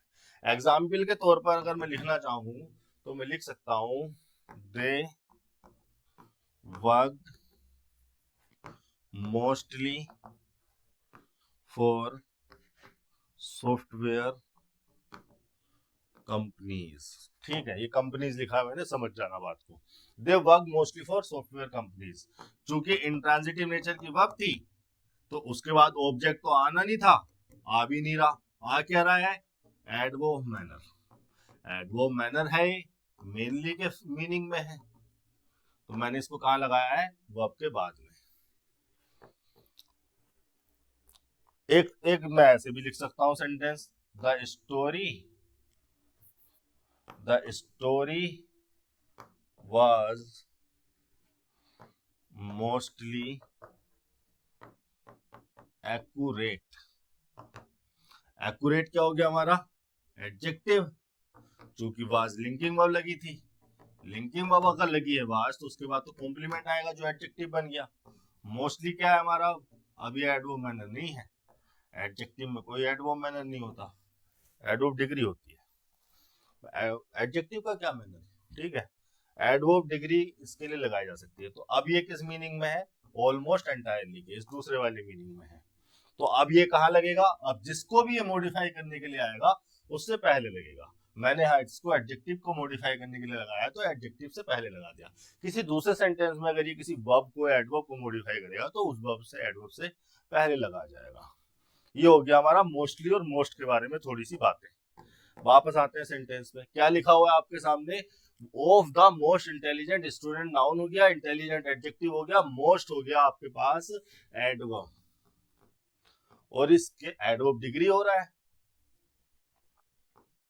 और इस इंटेलिजेंट के स्कोप को इंटेंसिटी को बताने के लिए आया है। और हम सुपरलेटिव डिग्री को यहाँ पर यूज कर रहे हैं क्योंकि हमने of the school for this award, for यहाँ पर प्रीपोजिशन और दिस अवार्ड इसका हो गया ऑब्जेक्ट, और ऑफ द स्कूल यहाँ पर हमने एक ऑफ फिर से प्रीपोजिशन लगा रखी है और प्रीपोजिशन का ऑब्जेक्ट हो गया द स्कूल। चूंकि ऑफ द स्कूल हम पूरे स्कूल की बात कर रहे हैं तो एडवर्ब डिग्री यहाँ पर सुपरलेटिव डिग्री को रेफर करने के लिए आया है। लेकिन आप एक बात सोचिए, यहाँ पर बेसिक से साइंस, यहाँ पर एक को सिलेक्ट किया जा रहा है या एक की बात की जा रही है। अभी जो एक की बात की जा रही है वो किसी ग्रुप में से एक की बात की जा रही है, तो ये जो of the most intelligent student refer कर रहा है तो ये ग्रुप को रिफर कर रहा होगा, और उस ग्रुप में तो काफी सारे स्टूडेंट्स होंगे, तो यहाँ पर स्टूडेंट नहीं स्टूडेंट्स लगाना पड़ेगा। आपको क्या करना पड़ेगा, इसका प्लूरल करना पड़ेगा। इस सेंटेंस में बस यहीं पर एक गलती थी, यहीं पर इंप्रूवमेंट की जरूरत थी। आप अगर किसी एक की बात कर रहे हैं तो जिसमें से बात कर रहे हैं वो तो बहुत सारे रहे होंगे, वो तो मोर देन वन रहे होंगे, वो तो कोई ग्रुप रहा होगा, चाहे 2 ही हो, चाहे 4 ही हो, कोई 6 हो, लेकिन वो एक से तो ज्यादा रहे होंगे और मोर देन वन रहे होंगे, तो स्टूडेंट्स लगाना पड़ेगा, प्लूरल करना पड़ेगा। ठीक है, यहीं पर एक इंप्रूवमेंट की जरूरत थी।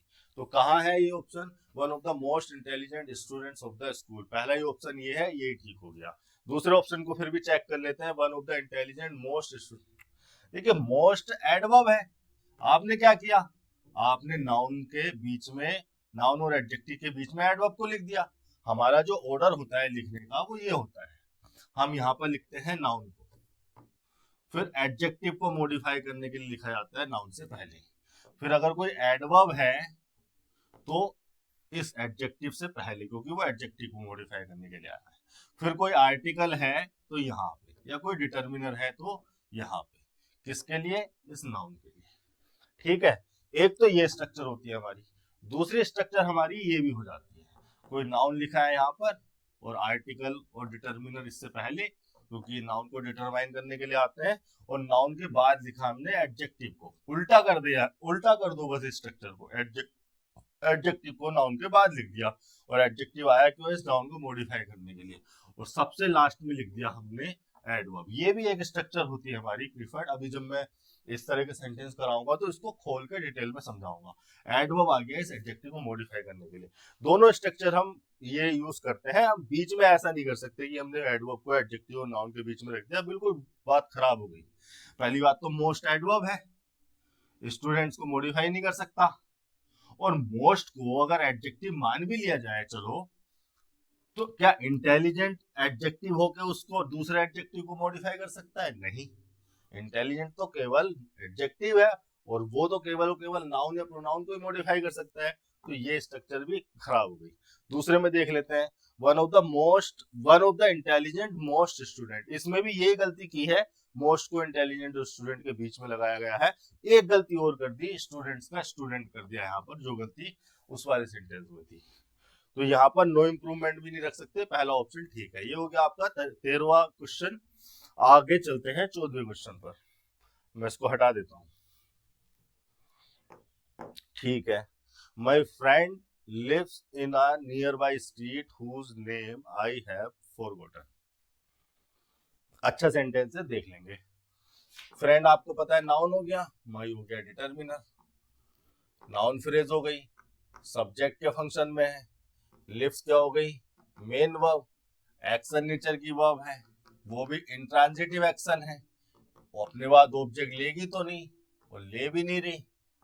क्या है? इन प्रीपोजिशन लगा है। क्यों लगाया होगा इन प्रीपोजिशन?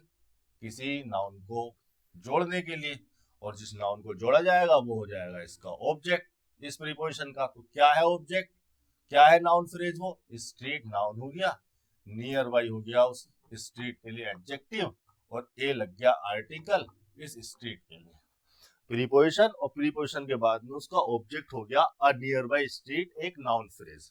अब देखिए मैं क्या कह रहा हूँ, ये जो प्रीपोजिशनल फ्रेज है, प्रीपोजिशनल फ्रेज तो इनकी आइडेंटिटी होती है, लेकिन ये अपने फंक्शन के आधार पर, देखिए कोई भी वर्ड, कोई भी फ्रेज, कोई भी क्लोज सेंटेंस में लिखी जाती है तो उसका कोई फंक्शन होता है, वरना उसे क्या लिखने का मतलब है। तो इसका भी कोई फंक्शन होगा इस प्रीपोजिशनल फ्रेज का, और इस प्रीपोजिशनल फ्रेज का फंक्शन क्या है? प्लेस को रिफर करना। किसके प्लेस को रिफर करना? इस वर्ब के प्लेस को रिफर करना। तो इसको क्या कहा जाएगा? Adverb place. इतनी यहाँ तक बेसिक बात हो गई। आगे चलते हैं। देखिए आगे आपके सामने लिखा है हुज। हुज आपको इंग्लिश ग्रामर में काफी परेशान करेगा, इसलिए इस पर बात कर लेते हैं। इग्नोर करना अच्छी बात नहीं है।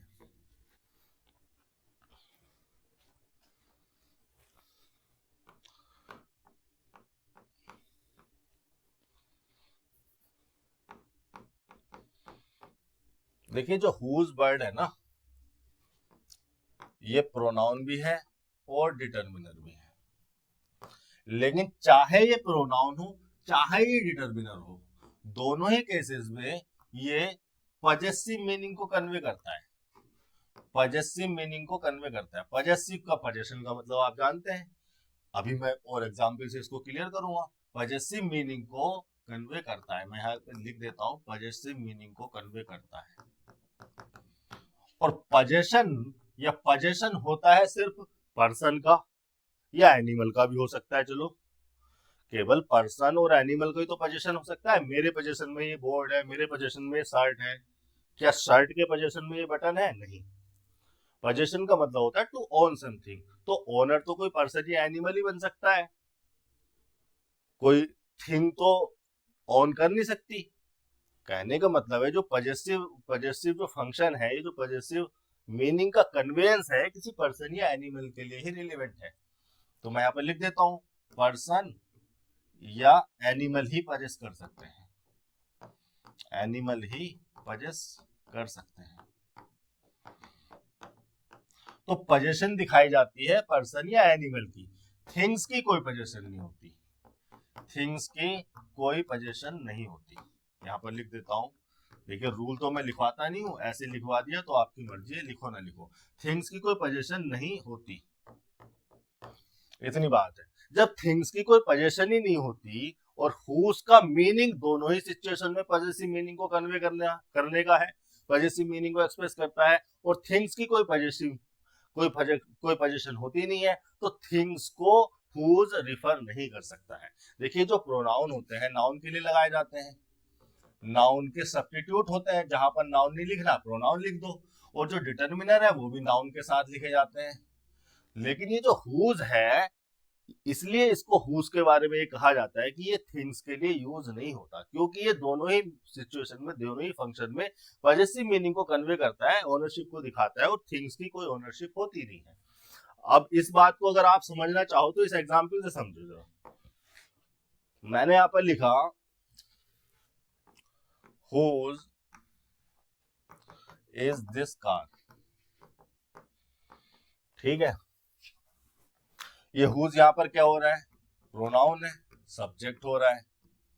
ये आपकी लिंकिंग वर्ब हो गई, और ये हो गई आपकी कॉम्प्लीमेंट। अब अगर इसका आप रिप्लाई लिखने की कोशिश करोगे तो क्या लिखोगे? This car is mine. तो आपने यहाँ पर इस प्रोनाउन की जगह क्या लिख दिया? माइन लिख दिया, जो कि क्या है? एक पजेसिव प्रोनाउन कहा जाता है।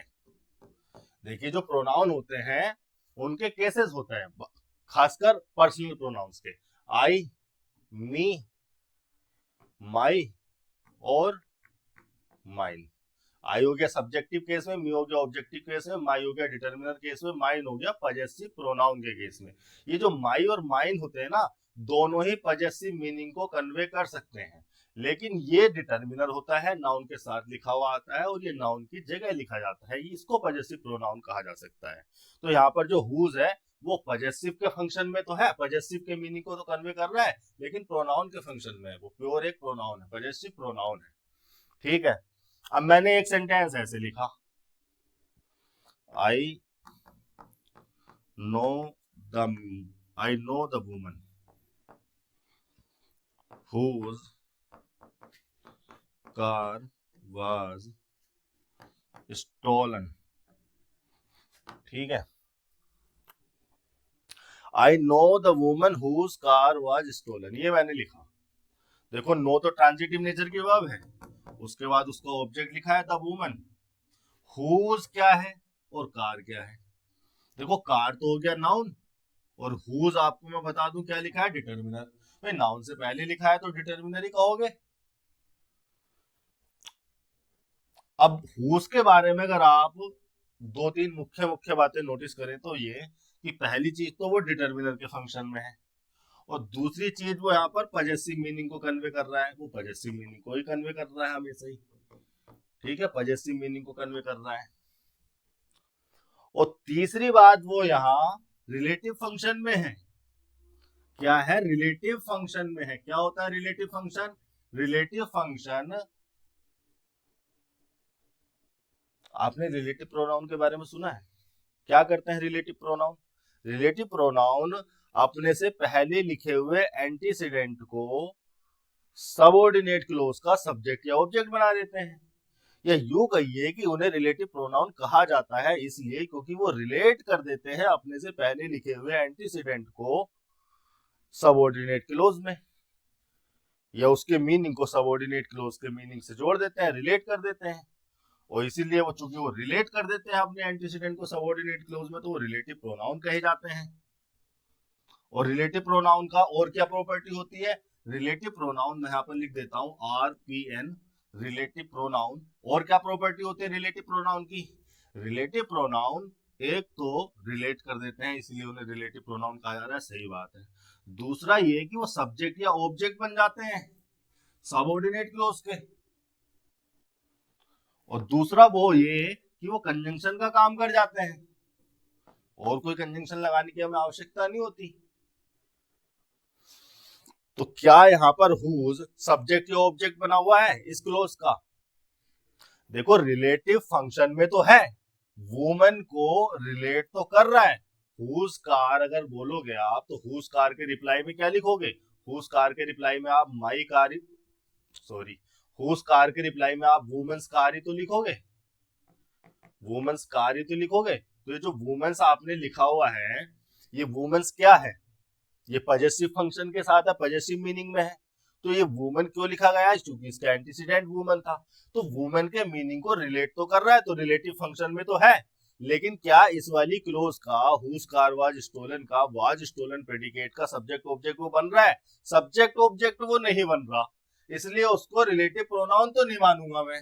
और इंग्लिश की डिक्शनरी पे डाल के देखोगे तो रिलेटिव प्रोनाउन लिखा हुआ आता है। एक्चुअली में हुज तो यहाँ पे डिटर्मिनर के फंक्शन में है, तो मैं इसको रिलेटिव डिटर्मिनर कहना पसंद करूंगा, क्योंकि अगर रिलेटिव प्रोनाउन होता तो सब्जेक्ट ऑब्जेक्ट बन रहा होता है इस क्लोज का। इस क्लोज का, इस प्रेडिकेट का वाज स्टोलन का सब्जेक्ट हुज नहीं है, इसका सब्जेक्ट है हुज कार। कार जिसमें नाउन है, हुज डिटर्मिनर है। और हुज डिटरमाइन करने के लिए आया कार को, डिटर्मिनर कार से पहले लगाए, नाउन से पहले लगाए, वो बात सही है, लेकिन रिलेट कर रहा है वुमन के मीनिंग को सबऑर्डिनेट क्लोज में। तो रिलेटिव फंक्शन में तो है, पजेसिव मीनिंग को भी कन्वे कर रहा है, लेकिन सब्जेक्ट ऑब्जेक्ट ना होने की वजह से मैं इसको प्रोनाउन नहीं कह सकता, मैं इसको क्या मानूंगा? डिटर्मिनर मानूंगा। इस प्रकार से हमारे पास एक नई टर्म आ गई आज, जिसको मैं कहता हूं रिलेटिव डिटर्मिनर। एक ऐसा डिटर्मिनर जो रिलेट कर देता है अपने एंटीसीडेंट को सबऑर्डिनेट क्लोज में। आप कहीं डिक्शनरी पे डाल के देख लो, रिलेटिव प्रोनाउन मिलेगा नहीं। यही होता है, जब हम सोचने समझने लग जाते हैं ना तो नई चीजें हमारे सामने आने लगती है। रिलेटिव डिटर्मिनर, इसको मैं कहना पसंद करूंगा। अब ये ग्रामेरियन मुझसे सहमत हो या ना हो। इतनी बात हो गई हुज के बारे में। और देखो हुज कार के बारे में अगर आप लिखने की कोशिश करोगे तो क्या लिखोगे? हुज कार का मतलब क्या है? The women's car. तो वुमेन क्या हो गया? यहाँ पर लिख लेता हूं मैं, हुज कार का मतलब क्या है? हुज कार का मतलब द वुमेन्स कार ही है।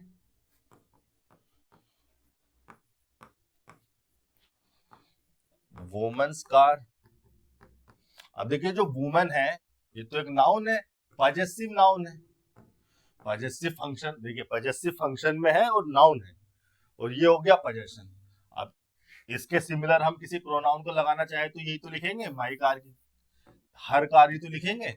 अगर मैं बोल रहा हूँ वुमेन्स के लिए तो मैं हर कार ही तो लिखूंगा। तो हर क्या है? हर है पॉजेसिव डिटरमिनर। हर पॉजेसिव डिटरमिनर हो गया। और यहाँ पर हमने लिखा वुमेन्स कार। एक्चुअली में ये जो प्रोनाउन होते हैं ना, ये पॉजेसिव डिटरमिनर के फंक्शन में आ जाते हैं, लेकिन ये जो नाउन होते हैं ये तो डिटरमिनर बन नहीं पाते। तो इनमें वो पॉजेसिव डिटरमिनर का सिमिलर फंक्शन जनरेट करने के लिए हमें अपोस्ट्रोफी एस लगाना पड़ता है। जो पॉजेसिव डिटरमिनर का फंक्शन हर में था वो वुमेन में तो था नहीं, तो वुमेन में वो पॉजेसिव डिटरमिनर वाला फंक्शन जनरेट करने के लिए हमें क्या लगाना पड़ता है? अपोस्ट्रोफी एस लगाना पड़ता है। अब देखिए दोनों ही सिचुएशन में वुमेन्स या हर के द्वारा रिप्लेस किया गया है किसको? हुज को। यहीं से आपको पता चल जाता है कि एक तो ये पॉजेसिव मीनिंग को कन्वे करता है और दूसरा ये डिटरमिनर है। ठीक है, यहाँ पर ये डिटरमिनर हो रहा है और पॉजेसिव मीनिंग को कन्वे कर रहा है। इतनी बात तो यहाँ पर क्लियर हो गई। लेकिन देखिए यहाँ पर तो वुमेन्स के कार की बात थी, तो ओनरशिप किसकी थी?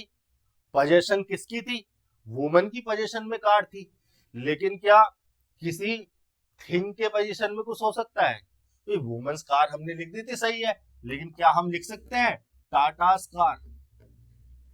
देखिए टाटा अगर किसी पर्सन को रेफर कर रहा है तब तो सही बात है, लेकिन टाटा अगर किसी कंपनी को रेफर कर रहा है तो कंपनी तो एक एब्स्ट्रैक्ट थिंग हो गई, और थिंग की पोजीशन दिखाई नहीं जा सकती, तो ये तो गलत हो गया। उसी प्रकार से मैं लिख सकता हूँ यहाँ पर कार्स विंडो। देखिए कार को हमने क्या बनाया हुआ है? क्या कार को यहाँ पे कार्स विंडो में क्या बना दिया हमने? पॉजेसिव नाउन बना दिया। कार्स को हमने क्या बना दिया? पॉजेसिव नाउन बना दिया, और उसके पोजेशन में रख दिया हमने विंडो को। तो कार तो पोजेशन ले ही नहीं सकती है किसकी? ऐसा थोड़ी ना हो सकता है कि कार दुकान पे गई, पैसे देके एक विंडो खरीद लाई और उसके पोजेशन में विंडो है, नहीं ना। एक्चुअली में थिंग्स में वो पॉजेसिव एट्रीब्यूट नहीं दिखाया जा सकता। लेकिन अगर हमें बताना है कि किसकी ओनरशिप है, किसकी पोजीशन है, तो हमें इसके सिमिलर मीनिंग को जनरेट करने के लिए कार्स विंडो तो गलत हो गया पूरी तरह से, आप जानते हैं। टाटास कार भी गलत हो गया। लेकिन अगर हमें ये पॉजेसिव रिलेशन या पॉजेसिव फंक्शन के मीनिंग को कन्वे करना है, या यही फंक्शन अगर हमें जनरेट करना है अपनी स्ट्रक्चर में, तो हम क्या करते हैं? हम ऑफ प्रीपोजिशन लगा देते हैं। कैसे लगाते हैं? हम लिख सकते हैं द विंडो ऑफ कार। हम लिख सकते हैं द कार ऑफ टाटा। ठीक है, ये जो ऑफ लगाया जाता है रिलेशन बताने के लिए लगाया जाता है कि विंडो का कार से क्या रिलेशन है। अब पोजेशन तो है नहीं, वो रिलेशनशिप पोजेशन पॉजेसिवनेस की तो है नहीं, पोजेशन की तो है नहीं, लेकिन जो भी रिलेशन है उस रिलेशन को बताने के लिए हमने क्या लगा दिया? ऑफ प्रीपोजिशन लगा दिया। यहाँ भी ऑफ लगा सकते हैं। क्या लिख दिया मैंने? कार्स विंडो को लिख दिया मैंने द विंडो ऑफ कार। अब चूंकि कार एक नाउन है, यहां पर लिख देता हूं, आपके दिमाग में पिरोए जा रहे हैं कॉन्सेप्ट, आपके दिमाग में पिरोए जा रहे हैं। घर पे बैठकर इन कॉन्सेप्ट्स पर काम करो, 100% आपको रिजल्ट मिलेगा, और इतना अच्छा रिजल्ट मिलेगा कि आपने सोचा भी नहीं होगा। देखिए क्या लिखा मैंने? कार्स विंडो को मैंने क्या लिखा? कार्स विंडो को मैंने लिखा बच्चा द विंडो ऑफ कार। ठीक है, ऑफ प्रीपोजिशन हो गई और प्रीपोजिशन का ऑब्जेक्ट हो गया। हमने रिलेशन बता दिया कि विंडो का कार से क्या रिलेशन है। ये तो गलत ही हो गया था हमारा, इसको लिखना है तो ऐसे लिख सकता है किसी सेंटेंस में। अब देखिए जो कार नाउन है, मैंने यहाँ पर क्या लिखा? The window of which. अब क्या किया हमने देखा कि कार यहाँ पर एक नाउन है, तो उस नाउन को कोई प्रोनाउन रिप्लेस भी कर सकता है। अब कार एक थिंग है, कार एक थिंग है, तो थिंग के लिए तो हम विच यूज करेंगे ना। अरे सिखाया नहीं गया क्या आपको? हु को यूज किया जाता है पर्सन के लिए, और विच को यूज किया जाता है थिंग्स के लिए, विच के लिए थिंग्स के लिए विच को यूज किया जाता है, और पर्सन के लिए हु को यूज किया जाता है, वो तो सब्जेक्टिव केस में हो। हुम यूज कर लिया जाता है ऑब्जेक्टिव केस में, और इसी का डिटर्मिनर केस है हुज, जो हम डिस्कस कर रहे हैं। हु हो गया सब्जेक्टिव केस पर्सन के लिए, हुम हो गया ऑब्जेक्टिव केस पर्सन के लिए, और डिटर्मिनर केस हो गया हुज पर्सन के लिए। थिंग्स के लिए विच ही रहता है, सब्जेक्ट भी ये रहेगा, ऑब्जेक्ट भी ये रहेगा। और सर डिटर्मिनर का क्या, डिटर्मिनर नहीं बन सकता विच। इसके साथ दिक्कत यही है, जिस प्रकार से हम लिख सकते हैं ना हुज कार, हम विच कार नहीं लिख सकते। क्यों नहीं लिख सकते सर? सर क्योंकि नाउन ये है और हुज डिटर्मिनर है, और डिटर्मिनर होने के साथ साथ ये पजेसिव मीनिंग को कन्वे भी कर रहा है, पजेसिव मीनिंग को कन्वे भी कर रहा है। विच कार को हम लिख तो सकते हैं सर, सही है विच कार। क्यों लिख सकते हैं, क्यों सही है विच कार? क्योंकि कार सर एक नाउन है और विच है एक डिटर्मिनर। विच सर डिटर्मिनर तो है, लेकिन ये पजेसिव मीनिंग को कन्वे नहीं करता सर, ये पजेसिव मीनिंग को कन्वे नहीं करता। इसीलिए हमें अगर रिलेशन बताना है तो हमें इसको ऐसे ही लिखना पड़ेगा, द विंडो ऑफ विच।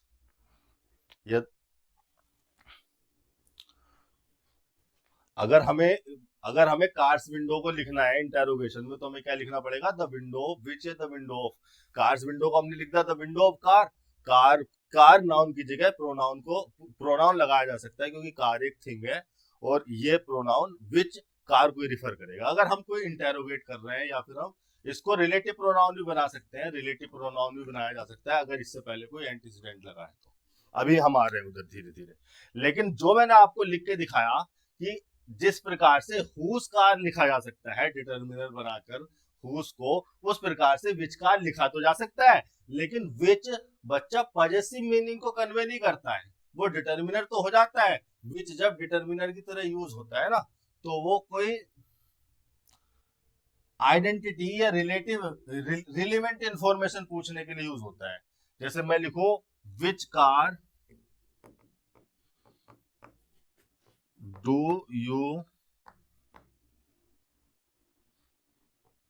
या which car have you bought. मैंने लिखा which car have you bought, तो अब ये जो विच कार है, कार हो गया नाउन और विच हो गया डिटर्मिनर कार के लिए। लेकिन विच कार, अब ये जो विच डिटर्मिनर है पजेसिव मीनिंग को कन्वे नहीं कर रहा, बस ये उसकी आइडेंटिफिकेशन जानने के लिए, उसके बारे में इंफॉर्मेशन जानने के लिए लगाया जाता है। तो विच डिटर्मिनर तो हो जाता है, लेकिन पजेसिव मीनिंग को कन्वे करने के बजाय ये किसी रिलेवेंट इंफॉर्मेशन को पूछने के लिए, रिलेवेंट इंफॉर्मेशन के बारे में पूछने के लिए, या आइडेंटिटी के बारे में पूछने के लिए कि ये किसकी है, आइडेंटिटी के बारे में पूछने के लिए लगाया जाता है। Which car have you bought, कि कौन सी कार आपने खरीद ली। ठीक है, इतनी बात हो गई हु और विच के बारे में, हुज और विच के बारे में। देखिए बात वापस आते हैं सेंटेंस पर, हम सेंटेंस से शायद ज्यादा दूर निकल गए हैं, लेकिन समझा हमने काफी कुछ। My friend lives in a nearby street whose name I have forgotten. देखिए आपके सामने जो सिचुएशन है वो यही है, हुज लिखा हुआ है। अब हुज एंटीसीडेंट के लिए आया है, क्योंकि रिलेटिव फंक्शन में है। यहाँ पर लिख देता हूं मैं, क्या बताया था मैंने, पजेसिव मीनिंग को कन्वे करता है। दूसरा रिलेटिव फंक्शन में होता है। तीसरा यहाँ पर वो क्या है, डिटर्मिनर है। तीन मुख्य बातें बताई। डिटर्मिनर इसलिए भैया क्योंकि नाउन है, और डिटर्मिनर हो रहा है ये, पजेसिव मीनिंग को तो कन्वे हमेशा ही करता है। रिलेटिव फंक्शन में इसलिए है क्योंकि रिलेट कर रहा है स्ट्रीट को इस सबऑर्डिनेट क्लोज में। ये काम तो इसने ठीक कर दिया, लेकिन हम एक बात भूल गए कि ये जो स्ट्रीट है वो यहाँ पर एक थिंग है। थिंग है तो थिंग के लिए हुज लगाया नहीं जा सकता, क्योंकि पजेसिव मीनिंग थिंग में हो ही नहीं सकता। तो हमें क्या लगाना चाहिए, विच लगाना चाहिए। क्यों लगाना चाहिए विच? विच क्योंकि सर डिटर्मिनर बन सकता है। अरे क्या हुआ ये, विच क्योंकि सर डिटर्मिनर बन सकता है। मतलब हम लिख सकते थे क्या विच नेम, हम लिख सकते थे क्या विच नेम। क्यों लिख सकते हैं सर इसको, क्योंकि सर नेम नाउन है और विच हो गया डिटर्मिनर। लेकिन अब हम फिर एक गलती कर गए, वो ये कि हमने विच नेम लगा तो दिया, विच डिटर्मिनर बन तो जाएगा नेम के लिए, और रिलेटिव फंक्शन में भी आ जाता है, रिलेटिव फंक्शन में भी विच आ जाता है, आप जानते हैं रिलेटिव प्रोनाउन होता है, और डिटर्मिनर बन जाता है। लेकिन वो ऐसा प्रोनाउन नहीं है, ऐसा डिटर्मिनर नहीं है जो पजेसिव फंक्शन को या पजेसिव मीनिंग को कन्वे कर दे। और हमें जो भी यहाँ चाहिए वो चाहिए जो पजेसिव मीनिंग को कन्वे कर सके। तो पजेसिव मीनिंग को कन्वे करने के लिए हमें यहाँ पर एक रिलेशन बताना पड़ेगा, और हमें करना पड़ेगा ऑफ का use, the name of which लिखना पड़ेगा। अब आई बात समझ में क्लियर? तो हमें हमारा क्या हो गया, पहला ऑप्शन सही हो गया। देखिए विच नेम दिया था उसने, जो हम पहले मैं सही बता रहा हूं, मैंने ऑप्शन नहीं देखे, या देखे भी होंगे तो मेरी ध्यान नहीं रहा कि ऑप्शन में विच नेम था। वो तो मेरे दिमाग में बातें आती जाती हैं, मैं जानता हूँ चीजों को किस तरह से सीखना है सिखाना है, तो मैं वो बताता चला गया फ्लो में। और देखो वही उसने वो एग्जामिनर की नब्ज को पकड़ना है हमें कि वो किस तरह से चीजों को घुमा रहा है हमारे सामने। विच नेम उसने ये ऑप्शन दे रखा है, मैंने नहीं देखा था ये ऑप्शन, देखा भी होगा तो मेरे ध्यान नहीं रहा होगा। ऑफ विच नेम भी है, इसमें भी यही सिचुएशन हो रही है, विच को डिटर्मिनर बना के लगा दिया इसका, तो द नेम ऑफ विच सही हो गया, नो इंप्रूवमेंट भी नहीं होगा इसका। 14 का आपका हो गया फर्स्ट। 15वें सेंटेंस पे चलते हैं।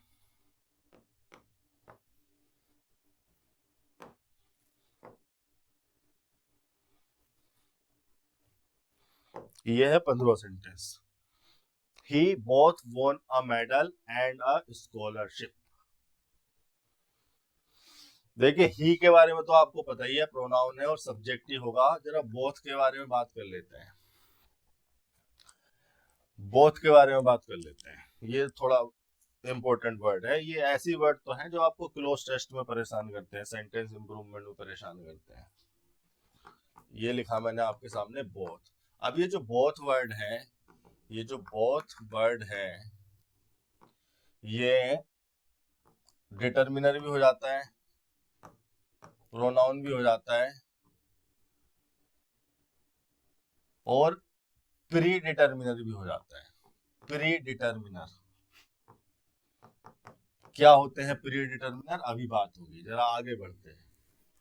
जैसे मैंने लिखा I love both of the children,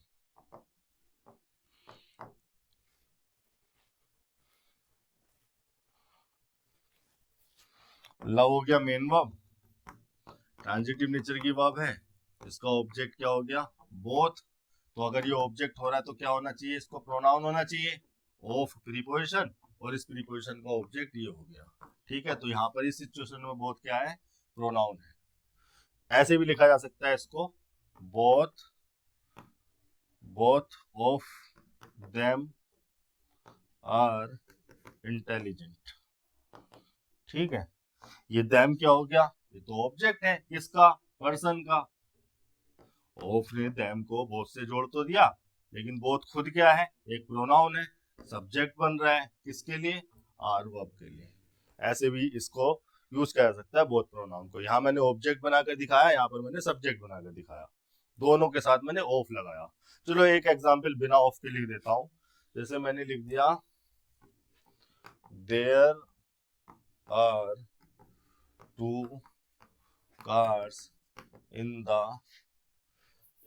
my garage। ठीक है, फिर मैंने लिखा बोथ आर माइन। यहां पर क्या है? बोथ सब्जेक्ट हो रहा है, मेन वर्ब लिंकिंग नेचर की, कॉम्प्लीमेंट हो गया, सब्जेक्ट हो रहा है बोथ, तो क्या होगा? प्रोनाउन होगा, both are mine. Both refer तभी किया जाएगा जब टू की बात हो रही है ना, टू को रिफर करने के लिए। यहाँ पर लिख देता हूं मैं, कहाँ गया हमारा, यहाँ पर लिख देता हूं मैं, बोथ रिफर्स टू, अरे यार ये ज्यादा ऊपर नहीं लिखना है, 2 units. Both refers to 2 unit, जब दो यूनिट को रिफर किया रहा हूं तो हम बोथ का यूज कर लेते हैं। तो बोथ हमने देख लिया, यहाँ पर प्रोनाउन कैसे हो जाता है। एक सेंटेंस में ऐसे भी लिख सकता हूं, I slept on her I slapped her on both cheeks.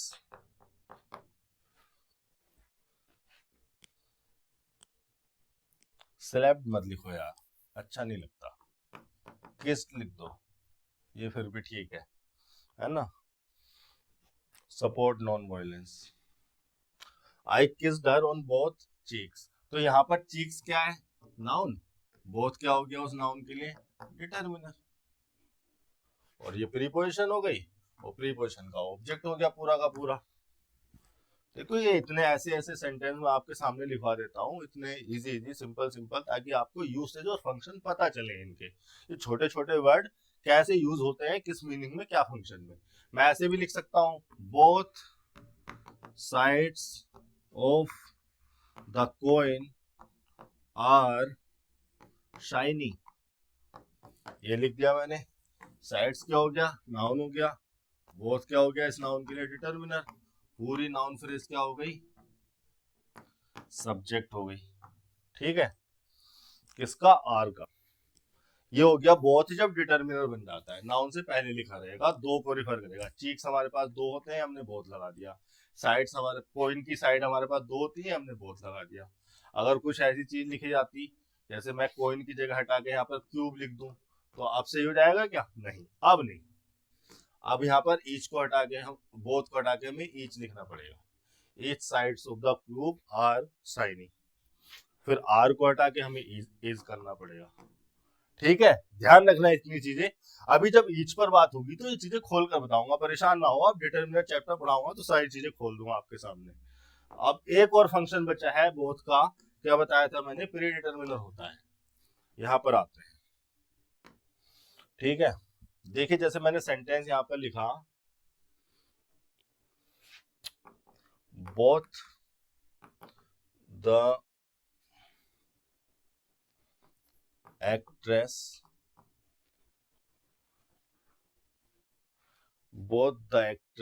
are competent for this movie, ये लिखा मैंने, both the actress are competent for this movie. Actress क्या हो गया, नाउन हो गया, ये क्या हो गया, डिटर्मिनर हो गया, ये बोथ क्या हो गया, ये हो गया अब प्री डिटर्मिनर। प्री डिटर्मिनर वो डिटर्मिनर होते हैं जो दूसरे डिटर्मिनर से पहले लिखे जाते हैं, और ये कहीं ना कहीं पूरी ही नाउन फ्रेज को डिटरमाइन कर देते हैं, और ये नाउन फ्रेज का हिस्सा ही माने जाते हैं। आप इस पूरी नाउन, आप इसको पूरी को ही नाउन फ्रेज कंसीडर करेंगे। ठीक है, क्या कहा मैंने, प्री डिटर्मिनर दूसरे डिटर्मिनर से पहले लिख दिए जाते हैं, और ये पूरी तीन कंडीशन लिखी है मैंने, तीन सिचुएशन बताई है मैंने, तीन बातें बताई है मैंने प्री डिटर्मिनर के बारे में। प्री डिटर्मिनर दूसरे डिटर्मिनर से पहले, एक तो ये कंडीशन फुलफिल होनी चाहिए, पूरी नाउन फ्रेज को डिटरमाइन करें। ठीक है, एक ये कंडीशन फुलफिल होनी चाहिए कि वो पूरी नाउन फ्रेज को डिटरमाइन कर दे। तीसरी कंडीशन कि वो उस नाउन फ्रेज का हिस्सा भी कंसीडर किए जाएंगे, नाउन फ्रेज का ही पार्ट कंसीडर किए जाते हैं। मतलब अगर मैं आपसे पूछूंगा नाउन फ्रेज क्या है इसमें, तो आप कहोगे बोथ द एक्ट्रेस, केवल द एक्ट्रेस नहीं, हाँ द एक्ट्रेस भी एक नाउन फ्रेज है अपने आप में, लेकिन बोथ द एक्ट्रेस एक नाउन फ्रेज है, बोथ को अब इस नाउन फ्रेज का ही हिस्सा माना जाएगा, और इसने इस द एक्ट्रेस को डिटरमाइन कर दिया, और ये इस डिटरमिनर से पहले लगा है। ये होते हैं प्री डिटरमिनर, मीनिंग इनका वही रहता है। अब ऐसा हम करते क्यों है, देखिए होता क्या है कि जो डिटरमिनर होते हैं, जैसे मैंने और भी लिखवाया है, एक तो ये हो गया हमारा बोथ, एक हाफ, ईच, ऑल, ठीक है, बोथ तो हमारा हो ही गया, और एक आ जाता है हमारा क्वाइट, एक हो जाता है रेदर, रादर, एक हो जाता है हमारा सच, एक हो जाता है हमारा व्हाट, और एक हो जाता है हमारा चलो अब इतनी ध्यान आ रहे हैं, ठीक है। Both, half, each, all, quite, rather, such, what, etc, ये प्री डिटर्मिनर के फंक्शन में आ सकते हैं। अब देखो हाफ को अगर मैं लिखना चाहूं तो कैसे लिखूंगा प्री डिटर्मिनर की तरह, मैं लिखूंगा हाफ, मैंने लिखा हाफ द मनी स्पेंट, या हाफ आवर मनी। देखो एक लिखता मैं our half money, our half money, तो नाउन हो गया ये, और ये हो गया इसके लिए एडजेक्टिव या डिटर्मिनर कंसीडर कर लो, और ये एक दूसरा डिटर्मिनर। अब ये भी डिटर्मिनर है, ये भी डिटर्मिनर है, लेकिन ये देखिए ये भी इसको डिटरमाइन कर रहा है, और हाफ भी इसी को डिटरमाइन कर रहा है। लेकिन इस वाले हाफ के साथ ऐसी सिचुएशन नहीं है, ये वाला जो हाफ है ये पूरी नाउन फ्रेज को ही डिटरमाइन कर रहा है, हमारी जो मनी है उसका हाफ। तो ये फर्क होता है प्री डिटर्मिनर जब यूज किए जाते हैं इस तरह के मीनिंग को, इस तरह के फंक्शन को कन्वे करने के लिए। आवर हाफ मनी भी सही हो जाता कहीं ना कहीं, लेकिन हाफ आवर मनी ज्यादा सही है। और देखिए डिफरेंस क्या बता रहा हूं मैं, हाफ मनी अगर आवर हाफ मनी अगर लिख रहे हो तो हाफ जो है इस मनी के लिए, इस मनी को डिटरमाइन करने के लिए आया है, आवर भी इस मनी को डिटरमाइन करने के लिए आया है, लेकिन हाफ ने यहाँ पर इस पूरी नाउन फ्रेज को डिटरमाइन कर दिया। मैंने लिखा हाफ और money spend on the holidays, ठीक है, ये क्या हो गया प्री डिटरमिनर हो गया। ऐसे ही मैं लिख सकता हूं how could you be such a baby, ठीक है, ये क्या है प्री डिटरमिनर है, ये नाउन हो गया, ये दूसरा डिटरमिनर हो गया आर्टिकल जिसे कहते हैं हम, ये सच हो गया प्री डिटरमिनर। ऐसे मैं और भी लिख सकता हूं आपके सामने, एक सेंटेंस मैंने ये लिखा, सी इज क्वाइट माई टाइप। देखिए जो क्वाइट है एडवर्ब भी हो जाता है, लेकिन किसी और केस में, यहां पर लिख देता हूं मैं क्वाइट एडवर्ब भी हो जाता है, और वहां पर ये कंप्लीटली के मीनिंग को रिफर करता है, कंप्लीटली या ऑलमोस्ट कंप्लीटली, दोनों के मीनिंग को रिफर कर देता है। लेकिन यहाँ पर ये एडवर्ब तो हो नहीं रहा है, यहाँ पर तो ये इसके लिए क्या हो रहा है प्री डिटरमिनर हो रहा है। इस तरह समझिए आप, जैसे मैं लिख सकता हूं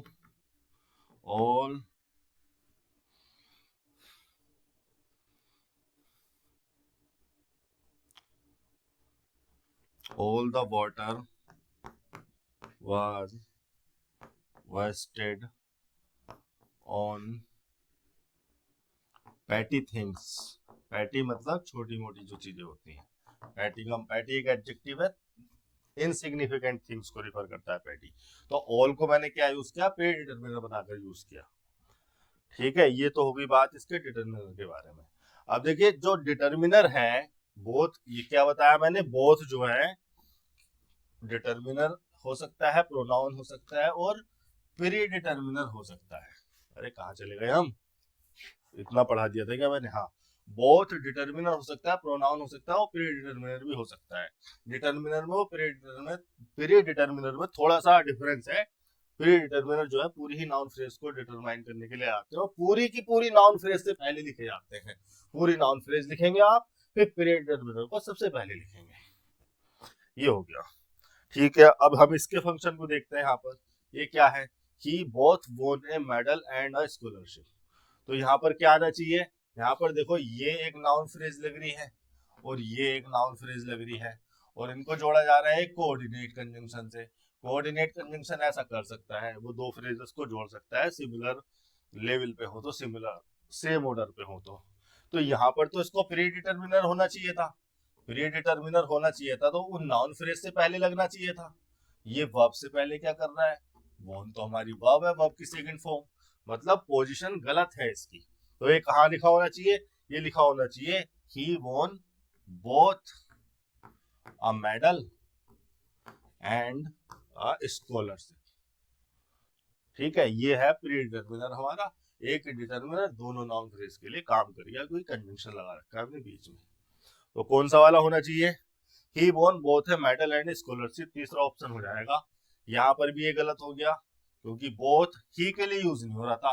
ही तो किसी एक पर्सन को रिफर कर रहा है और बोथ लगाया जाता है दो को रिफर करने के लिए। दो तो वही है, मेडल और स्कॉलरशिप। ठीक है, ये वाला क्यों गलत हो गया? ये वाला इसलिए गलत हो गया क्योंकि बोथ को हमने लास्ट में लगा दिया, उसके बाद कोई नाउन तो है नहीं, कोई डिटरमाइन करेगा किसको, ये इसलिए गलत हो गया। देखिए एक और चीज मैं बता देता हूँ यहाँ पर, बोथ के साथ ना आप हमेशा एंड लगाएं, और नहीं लगा सकते बोथ के साथ।